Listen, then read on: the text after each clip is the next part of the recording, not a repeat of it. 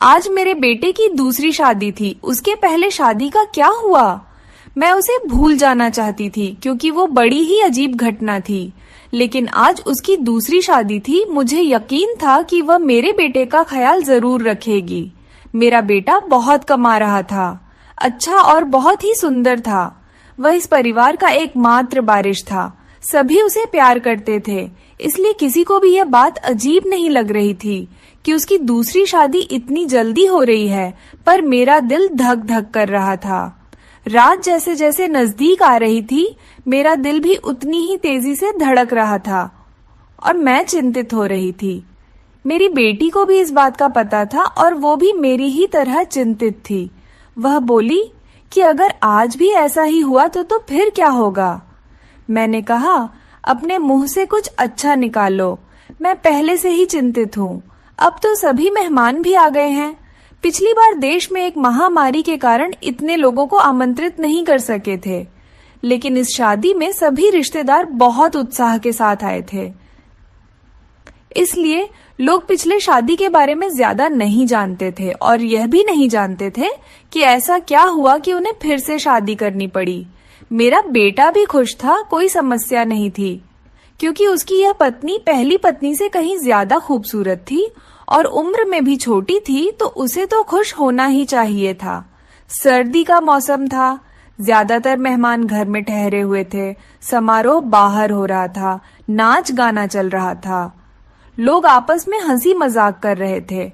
मैंने अपनी जेठानी से कहा, दुल्हन दूसरे शहर से आई है, बहुत थक गई होगी। मुझे लगता है उसे दूल्हे के कमरे में नहीं भेजना चाहिए। मेरी जेठानी ने कहा, तुम्हें क्या हो गया है? उनकी अभी अभी शादी हुई है और तुम हो कि उनकी रात खराब करना चाहती हो। मानती हूँ शादी ब्याह में थकावट हो ही जाती है, लेकिन नया खून है, कॉफी सॉफी पिला दो, फ्रेश हो जाएंगे और फिर सुबह रिसेप्शन भी तो है। मैं बोली, वो थक जाएगी बेचारी। मेरे जेठानी ने कहा कि आजकल कोई भी इतना नहीं थकता। लड़कियों को तो अपनी शादी का बहुत शौक होता है। उसे अपने बेटे के कमरे में भेज दो। अब रात के 12 बज गए हैं, सुबह उठकर तैयार भी तो होना है। मुझे नहीं पता कि तुम इतना टाइम क्यों लगा रही हो। सभी रस्में हो चुकी हैं, हर कोई नाच गाकर थक गया है। बेचारी दुल्हन भी कमरे में जाना चाहती है। मेरी जेठानी तो वैसे भी बाल के खाल निकालने में माहिर थी, सबसे बड़ी थी, इसलिए सोचा इनसे सलाह मशवरा कर लूं। लेकिन उन्होंने मुझे ही अपनी बातें बता दी और फिर उसने खुद ही कहा कि अब वो दुल्हन कमरे में जाएगी। दुल्हन को कमरे में ले जाया गया। बाकी सबको कमरे से निकालकर मैं थोड़ी देर दुल्हन के पास ही बैठ गई। मैंने कहा, बेटा, तुम अपने परिवार में सबसे बड़ी हो, तुम बहुत ही धैर्यवान लड़की हो, इसलिए मैं तुम्हें पसंद करके आई थी। देखो बेटा, जब शादी होती है तो कुछ चीजें ऐसी होती हैं जो हमें पसंद नहीं आती, लेकिन मेरी बच्ची तुम थोड़ा सब्र करना। उसने कहा कि मुझे समझ नहीं आ रहा कि आप क्या कर रही हैं। मैंने कहा कि अगर मेरा बेटा कुछ उल्टी सीधी बात करता है तो उसकी बातों पर ध्यान मत देना, कमरे की बात कमरे में ही रखना। सुबह मुझे बता देना, मैं तुम्हारी प्रॉब्लम को सुलझाने की कोशिश करूंगी। मेरी बात सुनकर वह थोड़ा घबरा गई थी कि मैं किस विषय पर बात कर रही हूँ। वह थोड़ा घबराई हुई सी बोली। फिर उसने कहा, ठीक है, मैं पूरी कोशिश करूंगी। अब इस घर के इज्जत भी मेरी इज्जत है। मैं दुल्हन का हाथ थपथपाकर बाहर आ गई। सब अपने अपने बिस्तर पर सोने चले गए थे। घर में बहुत सन्नाटा था क्योंकि सब बहुत थक चुके थे, इसलिए सब सो चुके थे। जाड़े की रातें वैसे भी शांत होती हैं, लेकिन मैं सो नहीं पा रही थी। बहुत देर बाद आखिर मैं सोने चली गई, लेकिन मेरी आंखों में नींद नहीं आ रही थी और मेरी आंखें बार बार घड़ी की ओर ही देख रही थी। काश सुबह जल्दी हो जाती तो मेरी सारी चिंताएं खत्म हो जाती। लेकिन जैसे ही 2:30 बजे मैंने एक जोरदार चीख सुनी और उसके बाद ही मुझे पता चल गया कि अब क्या होने वाला है। उसके बाद बार बार चीखें शुरू हो गई। यह एक लड़की के चीखने की आवाज थी और वह लड़की कौन हो सकती है, मैं अच्छी तरह जानती थी। सभी मेहमान भी धीरे धीरे उठने लगे थे। अचानक मेरे बेटे के कमरे का दरवाजा खुला और मेरी बहू पागलों की तरह चीखते हुई बाहर भागी। उसे पता ही नहीं चला कि उसके पास तो दुपट्टा भी नहीं है। अस्त व्यस्त कपड़ों में बाहर भागती हुई आई थी। वह घर से बाहर भाग जाना चाहती थी। जब कुछ औरतों ने उसे पकड़ लिया और कहा, बेटा क्या हो गया? अंदर क्या अनन, अपने आप को संभालो। सब उसको संभालने लगी, लेकिन वो बेहोश हो गई थी। जब कोई बेहोश होता है तो उस पर पानी के छींटे वगैरह मारे जाते हैं, लेकिन मेरी बहू तो पानी के छींटे मारने पर भी होश में नहीं आ रही थी। उसका पूरा शरीर ठंडा पड़ गया था। उसे फौरन अस्पताल ले जाया गया। मैं उसे अस्पताल ले जाना नहीं चाहती थी, क्योंकि फिर से वही तमाशा बन जाता, लेकिन और कोई चारा भी नहीं था। बेचारी बच्ची किसी भी तरह होश में नहीं आ रही थी। उसके माँ बाप को भी बुला लिया।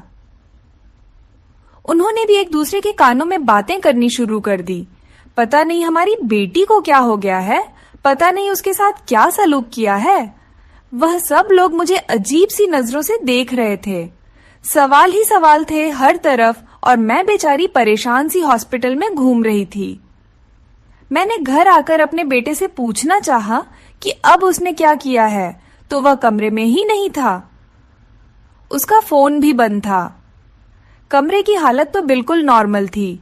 कोई भी ऐसी हरकत नहीं लग रही थी कि जैसे कोई चीजें टूटी होती या उसने अपने वीवी पर हाथ उठाया होता।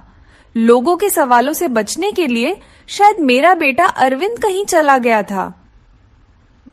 फिलहाल तो मुझे बहू की फिक्र थी। मैं अस्पताल वापस आ गई। 2-3 घंटे में अस्पताल वालों ने मेरी बहू को छुट्टी दे दी। मेरी बहू हमारे घर नहीं आना चाहती थी। वह बहुत ज्यादा घबराई हुई थी, लेकिन उसके माँ ने उसे समझाया कि तुम्हारी ससुराल ही चलते हैं, नहीं तो लोगों को मैं क्या जवाब दूंगी। लोग तरह तरह की बातें बनाएंगे। मैंने भी अपनी बहू को समझाया कि बेटा सुबह मुंह दिखाई की रस्म पूरी हो जाए, फिर अपनी माँ के घर चले जाना, मैं तुम्हें नहीं रोकूंगी। मेरी बात सुनकर मेरी बहू गुस्से में आ गई और बोली, भाड़ में गई आपकी रस्में, मैं आपके घर में एक पल के लिए भी नहीं रुकूंगी। मैं अपने घर जाऊंगी, और मुझे अपने घर जाने से ना कोई समाज रोक सकता है, ना कोई कानून। मैं एक पढ़ी लिखी लड़की हूँ और मुझे अपनी जिंदगी अपने तरीके से जीने का हक है। मुझे आपके बेटे के साथ एक पल भी नहीं रहना। मेरी बहू ने अपना फैसला सुना दिया था। मैं चुपचाप आंखों में आंसू लिए उसे देखती रही।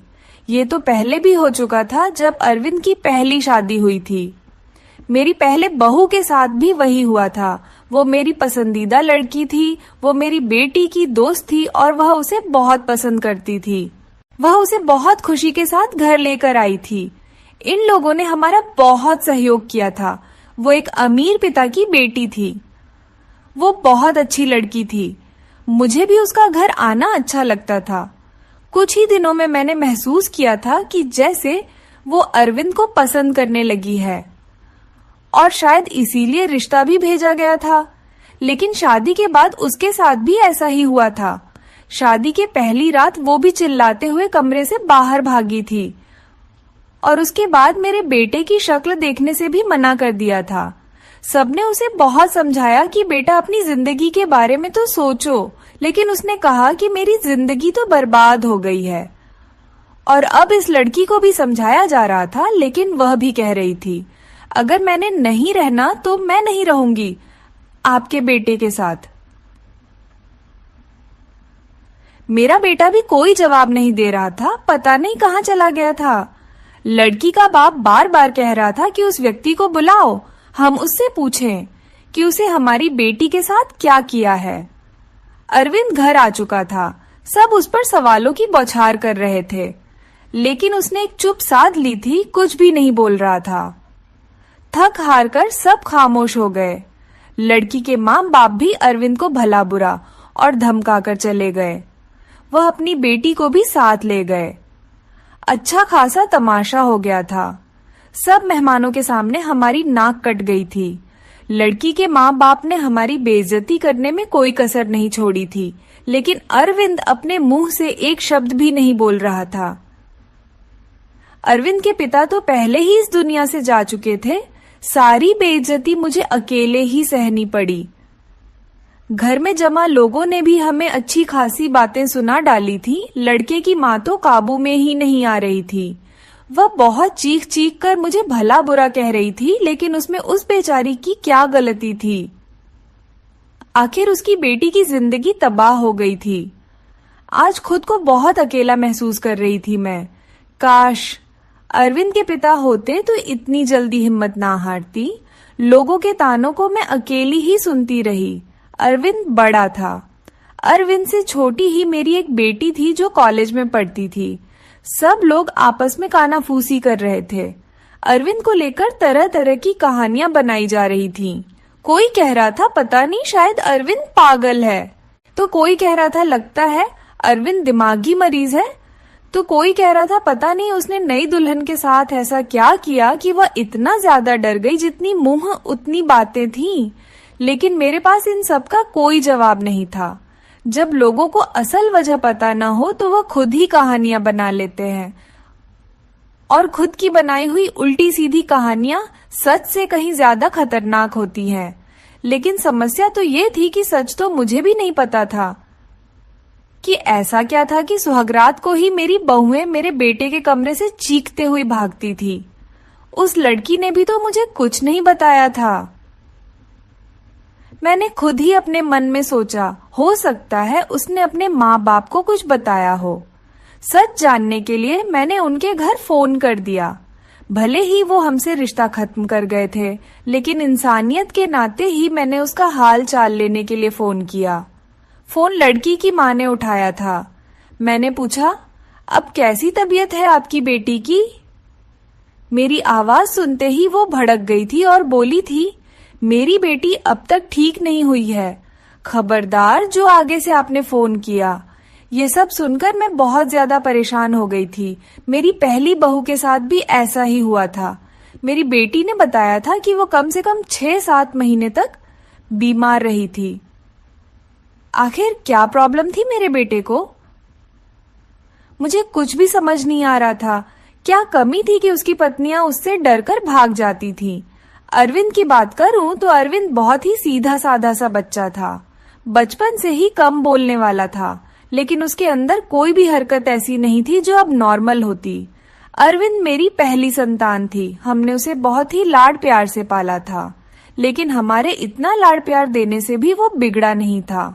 हाँ, उसे अपनी सुंदरता पर घमंड जरूर था। वह कहता, मेरी खूबसूरती और स्मार्टनेस के आगे सब पानी भरते हैं। उसको पहनने ओढ़ने का बहुत शौक था। अच्छी अच्छी ब्रांडेड चीजें पहनता, पढ़ाई में भी अच्छा था, नौकरी भी टाइम से मिली थी। अपनी बहन के लिए भी एक जिम्मेदार भाई था। अपनी बहन श्रुति को कॉलेज लेकर जाता और वापस लेकर घर आता। घर में खर्च के लिए पैसे भी देता। कभी मुझसे ऊंची आवाज में बात नहीं करता। उसके दोस्त भी कोई ऐसे नहीं थे जो मैं कहती कि गलत संगत में पड़ गया है। कोई नशा वगैरह भी नहीं करता था।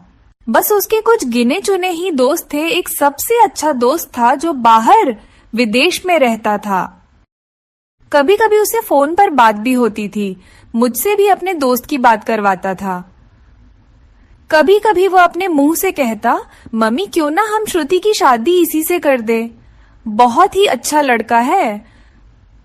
कुल मिलाकर सब कुछ नॉर्मल ही था, लेकिन ये जो 2 बार हुआ ये बिल्कुल भी नॉर्मल नहीं था। पता नहीं मेरे बेटे में क्या कमी थी। ऐसा क्या करता था अपनी पत्नियों के साथ कि वो भाग जाती थी। दिन धीरे धीरे आगे सरकते गए। अरविंद थोड़ा नॉर्मल हो चुका था। अब घर में थोड़ी बहुत तो बात भी करने लगा था। इस बार मैंने सोचा कि अरविंद की तीसरी शादी कराऊं और ऐसी लड़की से कराऊं जो मुझे बताएं कि आखिर सुहागरात के कमरे में अरविंद ऐसा क्या करता है कि दुल्हन भाग जाती है। अरविंद की दूसरी दोनों पत्नियों से तलाक हो चुकी थी। मैं यह भी चाहती थी कि यह जो बहू आए वह मेरे घर में ही रहे, यहाँ से भागकर ना जाए। मैं किसी की जिंदगी बर्बाद करना नहीं चाहती थी, क्योंकि मैं भी एक बेटी की माँ थी और मैं ये अच्छी तरह से जानती थी कि तलाक का धब्बा एक लड़की के लिए कितनी बड़ी बदनामी होता है। मैं बहुत सोच विचार के बाद इस नतीजे पर पहुंची कि मैं अरविंद की शादी एक शादीशुदा औरत से करवाऊंगी। जिसके पहले से शादी हो चुकी हो और वह तलाकशुदा हो या फिर विधवा हो, और जल्दी ही मुझे ऐसी लड़की मिल भी गई। लड़के वालों को भी शादी की जल्दी थी, इसीलिए उन्होंने भी ज्यादा छान भी नहीं की। लड़की कम उम्र थी लेकिन बहुत ज्यादा सुंदर नहीं थी, बस वह ठीक ठाक थी। दुबली पतली और सामान्य से नाक नक्शे की लड़की थी। मैंने लड़की वालों को बताया कि मेरे बेटे की एक शादी हो चुकी है और मेरे बेटे की पत्नी कुछ समय ही रही, फिर वो छोड़कर चली गई थी। थोड़ा बहुत झूठ बोलना पड़ा क्योंकि सच बताने की स्थिति में मैं बिल्कुल नहीं थी। लड़की वाले शादी के लिए राजी हो गए थे। मैंने अरविंद को लड़की की फोटो दिखाई तो उसने शादी से साफ इनकार कर दिया।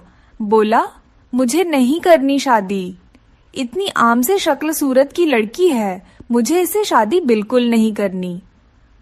अरविंद की बात सुनकर मैंने उसे डांटते हुए कहा था, चुप हो जा, जिस तरह की तेरी हरकतें हैं उन हरकतों के चलते तो तेरी कभी भी शादी नहीं होनी चाहिए। लेकिन मैं एक माँ हूं ना, इसलिए सोचती हूँ कब तक बैठी रहूंगी और तेरा ध्यान रखूंगी। मेरे जाने के बाद कोई तो ऐसा हो जिसके साथ हो तू अपनी जिंदगी गुजार सके। बोलते बोलते मेरी आंखों में आंसू आ गए। मेरी आंखों में आंसू देखकर अरविंद चुप हो गया, शादी के लिए रजामंदी दे दी और उठकर कमरे में चला गया। कहीं ना कहीं अरविंद के दिल में चोट जरूर था। वह मुझसे नजरें चुरा रहा था, लेकिन इस बार मैंने भी तय कर लिया था कि मैं सच जानकर रहूंगी। मैंने पहले ही सोच लिया था कि इस बार मैं लड़की को अपने भरोसे पर ले लूंगी, लेकिन उसे यह नहीं बताऊंगी कि पहले उसकी पत्नियां डरकर भाग गई थी। उसे प्यार से समझा दूंगी, उसे भरोसा दिलाऊंगी कि अगर कुछ ऐसी वैसी बात है तो मुझे बताए, मैं उसकी समस्या का समाधान करूंगी। पर इस बार शादी का प्लान बहुत ही सादगी से करने का था और फिर मैंने बहुत ही सादगी से अरविंद की शादी कर दी। लड़की का नाम रश्मि था, बहुत ही प्यारी बच्ची थी। मेरी बेटी ने मना भी किया था कि मम्मी रहने दें, भाई को भाई के हाल पर छोड़ दें, लेकिन मैंने उसे समझाया था कि बेटा, हो सकता है तेरे भाई के साथ कुछ मसला हो जिसे सुलझाना हमारा फर्ज है। खैर, शादी निपट गई। इस बार मैंने ज्यादा मेहमानों को नहीं बुलाया था। घर में कुछ ही मेहमान थे जो कि मेरे रिश्तेदार नहीं बल्कि मेरे कुछ जानने वाले थे। मेरी कुछ सहेलियां वगैरह थे और उनके परिवार वाले थे। रश्मि को मैं अरविंद के कमरे में ले गई। उसे बेड पर बिठाते हुए मैंने रश्मि का हाथ अपने हाथों में लिया और उसे हल्के से दबाते हुए बोली, रश्मि बेटा, तुमसे बहुत ही जरूरी बात करनी है, बहुत ही ध्यान से मेरी बात सुनो। रश्मि आश्चर्य से मुझे देखने लगी कि भला ऐसी कौन सी जरूरी बात है जो अभी करनी है। मैंने रश्मि को समझाते हुए कहा, बेटा, अरविंद इस शादी के लिए राजी नहीं था। बहुत ही मुश्किल से मैंने उसे शादी के लिए तैयार किया है। हो सकता है मेरा बेटा कुछ अजीबोगरीब हरकतें करे, हो सकता है तुम्हें डराने की कोशिश करे जिससे कि तुम उसे छोड़कर भाग जाओ, लेकिन बेटा तुम्हें डरना नहीं है। जो भी हो तुम्हें सब कुछ मुझे बता देना है। बस तुम्हें उसके डराने धमकाने में या उसकी बातों में आने की जरूरत नहीं है। रश्मि ने मेरी बातों को सुनकर हाँ में से हिला दिया था। मैं थोड़ी संतुष्ट हुई थी और रश्मि को आराम करने का बोलकर बाहर आ गई। मैं अपने कमरे में नहीं गई, बहरहाल मैं बाहर सोफे पर ही लेट गई। श्रुति को मैंने उसके कमरे में भेज दिया कि तुम जाओ, सो जाओ, बहुत रात हो चुकी है। श्रुति कमरे में जा चुकी थी, लेकिन जाते जाते उसने कहा था कि मम्मी जी, आप जो भी कर रहे हैं गलत कर रहे हैं। आप भी हर समस्या का हल सिर्फ शादी ही समझती है। आपको किसी की बेटी की जिंदगी को यूं बर्बाद नहीं करना चाहिए। श्रुति जा चुकी थी और मैं सोफे पर लेटी दिल ही दिल में अपने भगवान को याद कर रही थी और दुआ मांग रही थी कि हे भगवान, ये रात अच्छे से बीत जाए। बहुत ही खामोशी थी। ऐसा लग रहा था जैसे तूफान से आने के पहले की खामोशी हो। घड़ी की टिक टिक भी मेरे सर पर हथौड़े की तरह लग रही थी। मैं अपने भगवान को मनाने में लगी हुई थी कि तभी वही हुआ जिसका मुझे डर था। रश्मि चीखते हुए बाहर आई थी और पागलों की तरह घर के बाहर भाग जाना चाहती थी। मैंने जैसे तैसे करके उसे बाहर गेट के अंदर लिया था। मैंने उसे जैसे तैसे समझाकर थोड़ा शांत किया था। वह कुछ बोलने की स्थिति में नहीं थी। जब थोड़ा शांत हुई तो बदहवासी में बोली कि आपको अपने बेटे की पहले मेडिकल जांच करानी चाहिए थी। अगर आप ऐसा करा लेती तो आपको और मुझे यह दिन देखना नहीं पड़ता। रश्मि तो बहुत ही समझदार थी, उसके पास तो कोई दूसरा ऑप्शन भी नहीं था। वह तो हर हाल में इस शादी को निभाने की सोचती, लेकिन रश्मि ने भी इस रिश्ते को नहीं निभाया और वह अरविंद को छोड़कर चली गई। दूसरे दिन रश्मि के घर से फोन आया कि अपने बेटे से कहकर हमारी बेटी को तलाक दिलवा दो, नहीं तो हम यह काम अदालत से भी कर सकते हैं। मैं सदमे की हालत में फोन पकड़े वहीं सोफे पर बैठ गई, यानी कि अब अरविंद को कोई मजबूरी में भी अपनाने के लिए तैयार नहीं था। पहले मैं जो बहुएं लाई थी वह अमीर घराने की और सुंदर पढ़ी लिखी थी, लेकिन रश्मि तो विधवा थी, गरीब घराने की थी और बहुत ज्यादा सुंदर भी नहीं थी। रश्मि को मैंने पहले ही सब कुछ समझा भी दिया था और तब भी वह इतना ज्यादा बदहवास हो गई थी। आखिर ऐसी क्या कमी थी मेरे बेटे में? हम जो जेवरात दुल्हन को देते थे, दुल्हन के घर वाले शादी के दूसरे ही दिन वापस कर देते थे। मैं तो दहेज भी नहीं लेती थी। फिर आखिर ऐसा क्या था कि ऐसे खूबसूरत पढ़े लिखे और अमीर लड़के को छोड़कर भी लड़कियां भाग जाती थीं? मेरा दिमाग सोच सोच कर फटा जा रहा था।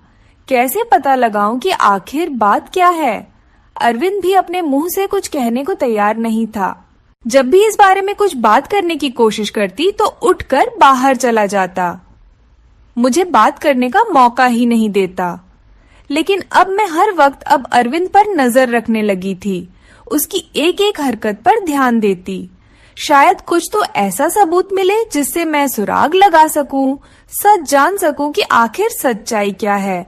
लेकिन उसके हाव भाव से कभी ऐसा लगा ही नहीं कि उसमें कुछ एबनॉर्मल भी है। एकदम नॉर्मल लड़कों की तरह था, जैसे और लड़के होते हैं। मुझे कोई भी रास्ता दिखाई नहीं दे रहा था। एक दिन तंग आकर मैंने अरविंद के दोस्त को फोन लगाया। उसी विदेश में रहने वाले दोस्त को मैंने पूछा, नितिन तुम तो अरविंद के इकलौते दोस्त हो जिससे अरविंद अपने दिल की सारी बातें करता है। मुझे अरविंद के बारे में सब कुछ बताओ, उसने अपने जीवन के बारे में तुम्हें जरूर कुछ ना कुछ बताया होगा। लेकिन यह सुनकर तो मैं हैरान हो गई कि उसने अपने दोस्त को अपने बारे में कुछ भी नहीं बताया था। और बस यही बात मुझे बहुत अजीब लगी कि उसने अपने दोस्त को यह भी नहीं बताया कि मेरी 3 शादियां हो चुकी हैं और मेरी तीनों पत्नियां मुझे छोड़कर भाग गई हैं। लेकिन उसने यह बात अपने दोस्त को नहीं बताई, जो कि उसका सबसे अच्छा दोस्त था। यह मुझे काफी अजीब लग रहा था, लेकिन शायद उसने नहीं बताया हो क्योंकि वह शर्मिंदा होना नहीं चाहता होगा। शादी की रात ही पत्नी का भाग जाना, वह भी 3-3 पत्नियों का। धीरे धीरे 6 महीने और गुजर गए।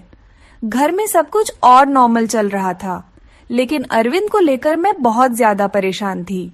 ऐसा क्या था जो दुल्हन शादी की रात को ही भाग जाती थी?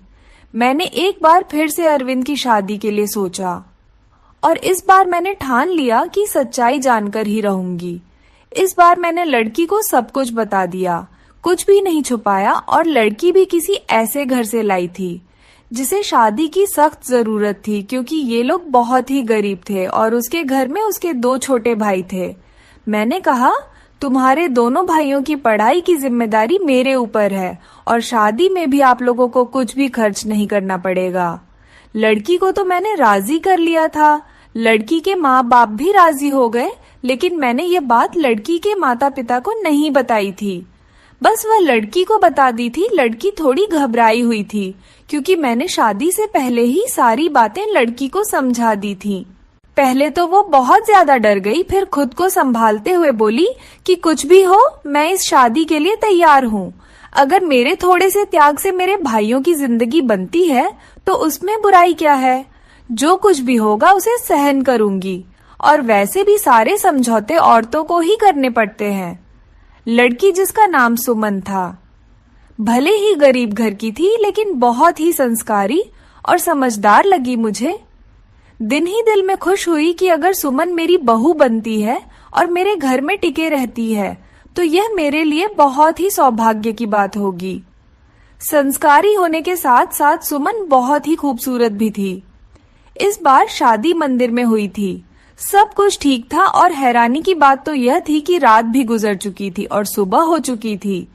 सुबह होते ही मैंने कमरे का दरवाजा खटखटाया, लेकिन किसी ने दरवाजा नहीं खोला।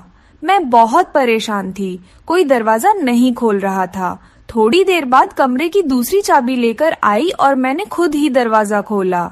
कमरे के अंदर का दृश्य देखकर मेरी चीख निकल गई, क्योंकि मेरी बहू बेहोश पड़ी थी। अरविंद कमरे में कहीं भी नजर नहीं आ रहा था, शायद बाथरूम में था। मैंने जल्दी से डॉक्टर को बुलाया।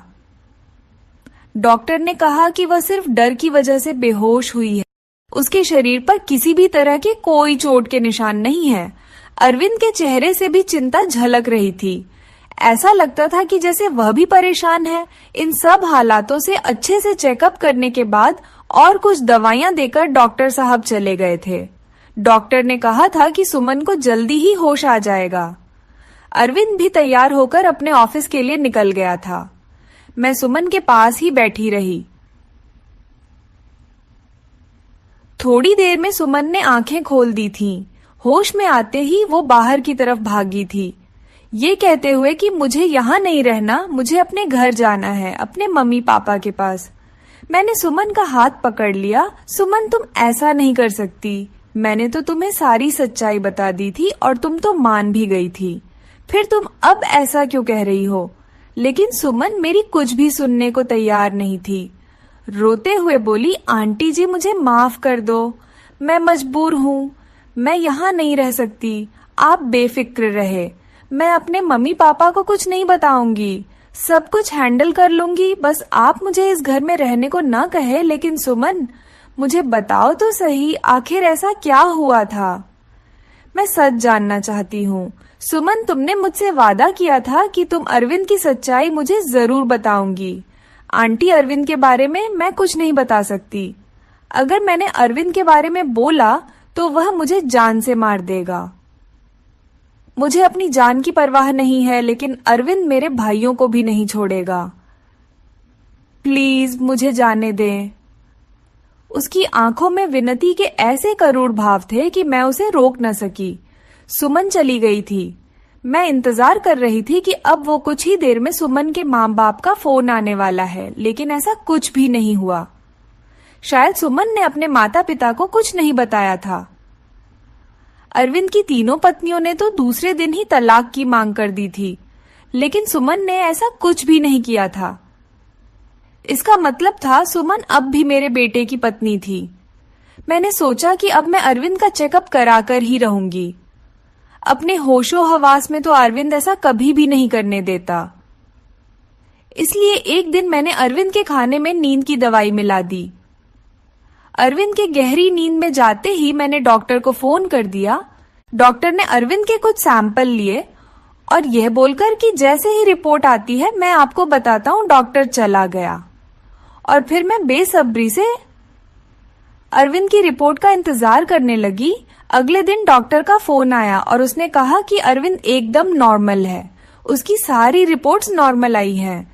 यह सुनकर तो मेरे आश्चर्य की कोई सीमा ही नहीं थी।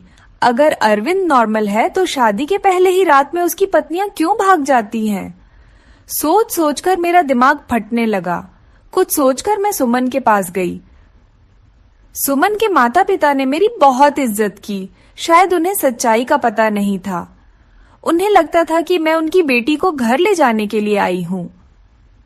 मुझे देखते ही सुमन डर गई थी। वह हम लोगों के साथ ज्यादा नहीं बैठी और अंदर कमरे में चली गई। मैं भी सुमन के पीछे पीछे उसके कमरे में आ गई। मुझे देखते ही सुमन बोली, आंटी जी, मैंने आपको पहले भी कहा था कि मैं आपके घर में नहीं रह सकती, फिर आप मुझे लेने क्यों आई हैं? मैंने सुमन को बहुत ही प्यार से अपने पास बिठाया और उसके सामने हाथ जोड़ते हुए बोली, सुमन, मेरी उम्मीद की आखिरी किरण अब तुम ही हो। तुम्हें मुझे बता सकती हो कि या फिर मेरे बेटे में क्या कमी है। एक मजबूर माँ तुमसे हाथ जोड़कर विनती करती है, प्लीज मना मत करना। मेरी आंखों में आंसू और मेरे जुड़े हुए हाथ देखकर सुमन ने मेरे हाथों को थाम लिया और बोली, आंटी जी मैं मजबूर हूँ, प्लीज आप मेरे सामने हाथ मत जोड़े। जब सुमन किसी तरह सच्चाई बताने के लिए राजी नहीं हुई तो फिर मैंने सुमन से कहा, ठीक है, तुम अपने मुंह से कुछ मत बताओ, मैं खुद अपनी आंखों से देख लूंगी, लेकिन तुम मेरी मदद तो कर ही सकती हो ना। तुम आज रात के लिए मेरे बेटे के कमरे में फिर से रुक जाओ, मैं सारी सच्चाई अपनी आंखों से देख लूंगी। पहले तो सुमन डरती रही, लेकिन मेरे बहुत समझाने पर कि मैं तुम्हारे साथ रहूंगी, तुम्हें कुछ नहीं होगा, वो मान गई थी। मैं सुमन को अपने घर ले आई। सुमन के माता पिता ने बहुत ही खुशी से अपनी बेटी को विदा किया था। एक बार फिर से सुमन को दुल्हन बनाकर मैंने अरविंद के कमरे में बैठा दिया। अरविंद को मैंने पहले ही फोन कर दिया था कि सुमन घर आ गई है, तुम भी ऑफिस से जल्दी आ जाना। आज मैं घर पर नहीं मिलूंगी, तुम्हारी मौसी की तबीयत खराब है, वहां जा रही हूँ और रात भर वहीं रहूंगी। मेरी बात सुनकर अरविंद ने सिर्फ हू में जवाब दिया था और फोन काट दिया था। मैं अरविंद के कमरे में ही छुपकर बैठ गई। आज सब कुछ मैं अपनी आंखों से देख लेना चाहती थी। कुछ ही देर में दरवाजा खुला था और अंदर कमरे में अरविंद दाखिल हुआ। उसने एक नजर सजी सवरी बैठी सुमन पर डाली थी और बिना कुछ कहे बाथरूम में घुस गया था। सुमन डरी सहमी सी बैठी थी कि जैसे अब भी उठकर भाग जाएगी। मैं भी सांस रोके आने वाली सिचुएशन के लिए खुद को तैयार कर रही थी कि तभी अचानक बाथरूम से किसी औरत के चीखने की आवाजें आने लगी। आवाजें सुनते ही सुमन बेड से नीचे उतरकर खड़ी हो गई थी। डर से वो थर-थर कांप रही थी। मैं भी हक्का बक्का सी खड़ी थी। अंदर तो अरविंद गया था, फिर ये औरत की आवाज क्यों? तभी अरविंद बाहर निकला और अरविंद को देखते ही मैं बेहोश होते होते बची। उसने अपना हुलिया एकदम से बदल लिया था। उसने औरतों जैसे कपड़े पहन रखे थे, बहुत ही बेहुदा सा, या यूं कहिए कि बहुत ही डरावना सा मेकअप कर रखा था। आंखों में जैसे खून उतरा हुआ था। आवाज भी लड़की की तरह ही निकाल रहा था। तुमसे मना किया था, मेरी जिंदगी में दोबारा मत आना। तुमने मेरी बात नहीं मानी, अब तुम अपनी मौत की खुद जिम्मेदार होगी। बहुत ही भयानक हंसी हंसता हुआ अरविंद सुमन की तरफ बढ़ा था। सुमन चीख मारती हुई मेरे पास आ गई थी। मैं भी बाहर आ गई थी और अरविंद को रोकने की कोशिश कर रही थी। अरविंद, क्या हो गया है तुम्हें? तुम होश में तो हो? अरविंद ने मुझे जोर से धक्का दिया था। कौन अरविंद? प्रमिला नाम है मेरा। मौका देखकर सुमन कमरे से भागी थी। इससे पहले अरविंद फिर से मेरे पास आता। मैं भी कमरे से बाहर निकली और कमरे को बाहर से बंद कर दिया। अरविंद के भयानक हंसी मुझे बाहर तक सुनाई दे रही थी। मैं डरी सहमी सुमन को अपने सीने से लगा रही थी। हालांकि मैं खुद भी बहुत ज्यादा सकते में थी और डरी हुई थी। आंटी जी, मुझे नहीं मारना है, अरविंद मुझे जिंदा नहीं छोड़ेगा। उसने मुझसे कहा था अगर मैंने किसी को कुछ बताया तो वो मुझे मार डालेगा, साथ में मेरे भाइयों को भी। मुझे और मेरे भाइयों को बचा लो आंटी जी। कुछ नहीं होगा सुमन, शांत हो जाओ, मैं सब कुछ संभाल लूंगी। मेरा दिमाग थोड़ा थोड़ा काम करना शुरू किया तो सबसे पहला ख्याल मेरे दिल में यही आया कि शायद अरविंद पर किसी भूत का साया है। सुमन को मैंने अपने रूम में ही सुला लिया था। सुबह उठते ही सबसे पहले मैंने अपने फैमिली डॉक्टर को फोन किया था। 8 बजे डॉक्टर हमारे घर पर थे। मैंने उन्हें सारे हालात से अवगत कराया। साथ ही मैंने डॉक्टर से यह भी कहा कि मुझे लगता है अरविंद पर किसी भूत का साया है। मेरी बात सुनकर डॉक्टर ने कहा था, मुझे नहीं लगता यह किसी भूत का साया है, मुझे तो अरविंद एक दिमागी मरीज लगता है। उस पर पागलपन के दौरे पड़ते हैं। ऐसे मरीज किसी मूवी या किसी कहानी में डूब जाते हैं और उसी के कैरेक्टर में खुद को उतार लेते हैं। लेकिन आप टेंशन ना लें, इस मर्ज का इलाज है अपनों के प्यार से और कुछ दवाइयों के जरिए मरीज ठीक हो जाता है। थोड़ा टाइम लगता है बट मरीज बिल्कुल पूरी तरह से ठीक हो जाता है। नई दुल्हन को देखकर अरविंद पर पागलपन के दौरे पड़ते हैं। और ये दौरे अरविंद को क्यों पड़ते हैं? इसका सुराग उसके कमरे से ही मिलेगा। एक बार सुराग हाथ लग जाएगा तो उसका इलाज हम अच्छे से कर सकेंगे। डॉक्टर्स मुझे तसल्ली देकर चले गए थे। सुमन जाग चुकी थी, रात से थोड़ा सामान्य लग रही थी। मैंने उसे नाश्ता कराया। नाश्ता करते हुए सुमन बोली कि मुझे लगता है अब मुझे अपने घर चले जाना चाहिए। सुमन के सर पर प्यार से हाथ फेरते हुए मैं बोली, सुमन बेटा, सबसे पहले तो तुम मुझे आंटी कहना बंद करो, तुम मुझे मम्मी जी कहो। और दूसरी बात, अब यही तुम्हारा घर है। इतना सब कुछ अपनी आंखों से देखने के बाद भी आप ये कैसे कह सकती है? सुमन ने हैरानी से पूछा। मैंने सुमन से कहा, अभी डॉक्टर से मेरी बात हुई है, अरविंद बिल्कुल ठीक हो जाएगा, बस उसे थोड़े से प्यार और थोड़ी सी देखभाल की जरूरत है जो हम दोनों मिलकर उसे देंगे। मेरा यकीन करो, अरविंद बहुत ही अच्छा लड़का है, तुम्हें बहुत ही प्यार से रखेगा। मेरे बहुत देर तक समझाने पर और अपने माँ बाप के हालात को देखते हुए सुमन राजी हो गई थी। मैंने बहुत ही प्यार से सुमन से कहा था, सुमन बेटा, अब तो एक बार मुझे मम्मी जी कहो। और सुमन ने मुस्कुराते हुए मुझे मम्मी जी कहा था, जिसे सुनकर मेरे दिल में ठंडक उतर गई थी। मुझे उम्मीद की किरण नजर आई थी कि मेरा बेटा ठीक हो जाएगा, उसका भी घर बस जाएगा। 10 बजे के करीब अरविंद के दरवाजे पर खटखट की आवाज आई थी। मैंने कांपते हाथों से दरवाजा खोला था। सुमन को मैंने अपने कमरे में भेज दिया था। अरविंद एकदम तरोताजा तैयार खड़ा था। मुझे देखते ही नाराजगी से बोला, क्या मम्मी जी, मेरा दरवाजा बाहर से बंद किसने कर दिया? मुझे ऑफिस के लिए लेट हो रहा है। मैंने एकदम नॉर्मली ही बात की थी। बोली, पता नहीं बेटा कैसे बंद हो गया, चलो तुम नाश्ता कर लो। मैंने उस पर कुछ भी जाहिर नहीं होने दिया। अरविंद ने नाश्ता किया और ऑफिस के लिए निकल गया। अरविंद के ऑफिस निकलते ही सबसे पहले मैं अरविंद के कमरे में गई और उसकी तलाशी ली। मुझे ज्यादा मेहनत नहीं करनी पड़ी। सामने ही बेड पर मुझे कुछ किताबें दिखी। सुमन भी अब मेरे पास आ चुकी थी। सारी किताबें सेम थी। सब किताबों में एक ही उपन्यास था, जिसमें कोई परमिला नाम की लड़की थी। शादी की रात ही उसके पति ने उसे कमरे से धक्के देकर बाहर निकाल दिया था और अगले ही दिन दूसरी दुल्हन ले आया था। प्रमिला धीरे धीरे दिमागी मरीजा बन गई थी। दुल्हन को देखते ही उस पर दौरे पड़ने लगते थे। अब तो किसी शादी में दुल्हन को देखती तो उसे मारने के लिए भागती थी। प्रमिला के ससुराल वालों ने उसे पागल घोषित कर दिया था और उसे उसके मायके भेज दिया था। दुल्हनों को देखकर प्रमिला का पागलपन कम नहीं हुआ था और प्रमिला के कैरेक्टर में ही अरविंद ने खुद को उतार लिया था। मैंने डॉक्टर को फोन करके सारी बातें बताई। डॉक्टर ने कहा कि आप लोग बिल्कुल भी ना घबराएं, मैं कुछ दवाइयां दूंगा और जो उपन्यास अरविंद पढ़ता है वह सारी किताबें आप रूम से बाहर निकाल दें। धीरे धीरे प्यार से अरविंद को समझाना पड़ेगा, उसे प्रमिला के कैरेक्टर से निकालना पड़ेगा। धीरे धीरे डॉक्टर की दवाइयों से और सुमन और मेरी मेहनत से अरविंद ठीक होने लगा था। सुमन अरविंद के सामने सिंपल सी रहती थी, कोई भी बनाव श्रृंगार नहीं करती थी। अरविंद के व्यवहार में बहुत बदलाव आने लगा था। उसकी आंखों में अब मैंने सुमन के लिए प्यार देखा था। सुमन कहीं भी जाती अरविंद की निगाहें उसका पीछा करती थीं। अरविंद का इलाज चलते आज 3 महीने हो चुके थे। सुमन ने जैसे मेहनत और लगन से मेरा साथ दिया था, उसकी मैं कायल हो गई थी।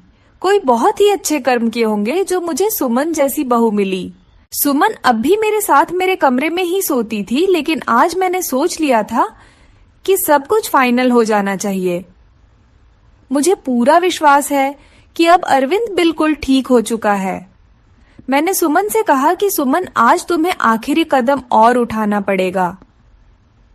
इसके बाद तुम्हारी जिंदगी में खुशियां ही खुशियां होंगी। सुमन नासमझी से मेरी तरफ देखने लगी। फिर मैंने उसे समझाया कि सुमन, आज तुम्हें दुल्हन बनकर अरविंद के कमरे में बैठना होगा।